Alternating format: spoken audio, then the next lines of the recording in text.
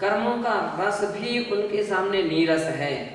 अब मान लो, कल्पना करो, सातावेदनी कर्म का उदय है ना, सातावेदनी कर्म का उदय, विशेष पुण्य लाभ है।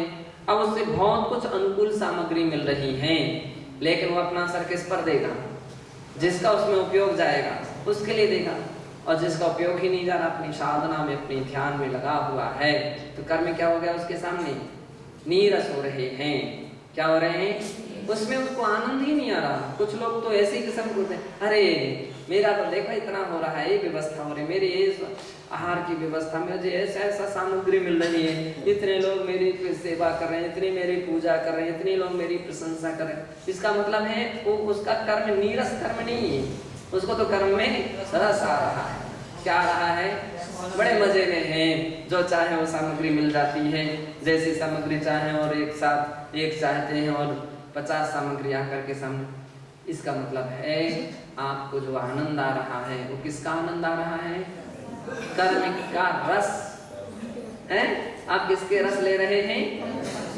कर्म का रस। अरे गन्ने का रस और अनार का रस, संतरे का रस, मजा आ गया। अरे इसका मजा मत लो, आत्मा का मजा लो, जिनवाणी का मजा लो, तो ये सब नीरस हो जाएंगे। फिर क्या हो जाएगा? जिसको एक बार ये रस आ जाता है, यूं कह जाते हैं, एक बार जिनवाणी का रस आ जाए, धर्म का रस आ जाए, उस व्यक्ति के लिए तो संसार के सारे रस क्या हो जाते हैं? वही सामग्री का उपयोग ज्ञानी भी करता है और उसी सामग्री का उपयोग अज्ञानी भी करता है। दोनों व्यक्ति करते हैं, लेकिन दोनों में बहुत बड़ा अंतर है। ज्ञानी करता है, आनंद विभोर होता है, वो आत्मिक रस का आनंद लेता है, उसको बाह्य जगत के रस से कोई भी उसका आनंद नहीं आता है, उसका उपयोग ही उस दिशा में नहीं जाता है। और अज्ञानी तो उसी का रस लेता, उसको धर्म का रस आता था नहीं।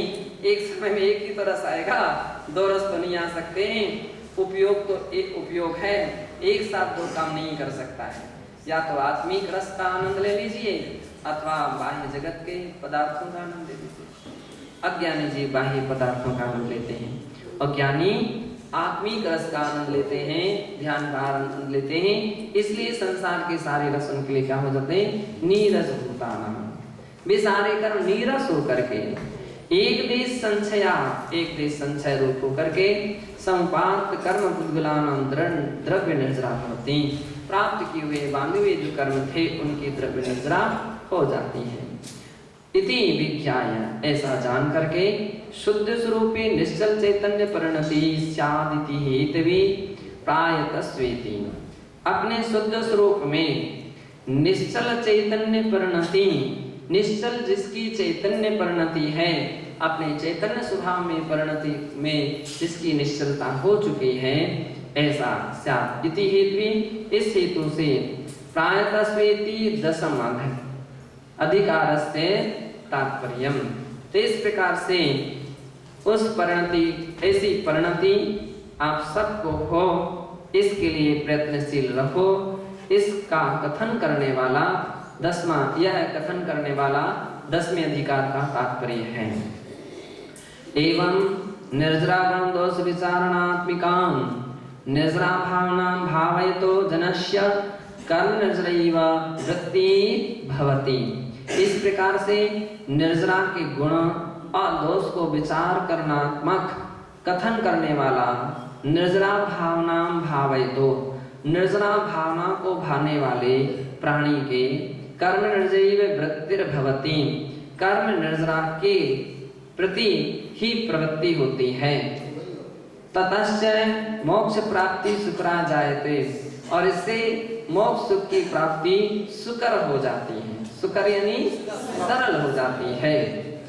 एवं बंध पदे सगलनमिति गाथाम आदिम कृत्वा, इस प्रकार से बंध प्रदेश गलनम, इस गाथा को आदि लेकर के सापुणद्विहाड़ेया इत्यादि गाथायाम, सापुणद्विहाड़ेया इस गाथा पर्यंत, यावद गाथा द्वेन, दो गाथा पर्यंत निर्जरानुप्रेक्षाणां दशमोधिकारेत्र समापद्यते।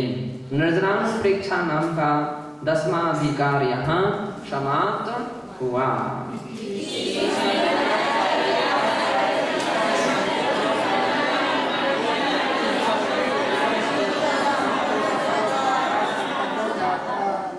इस प्रकार से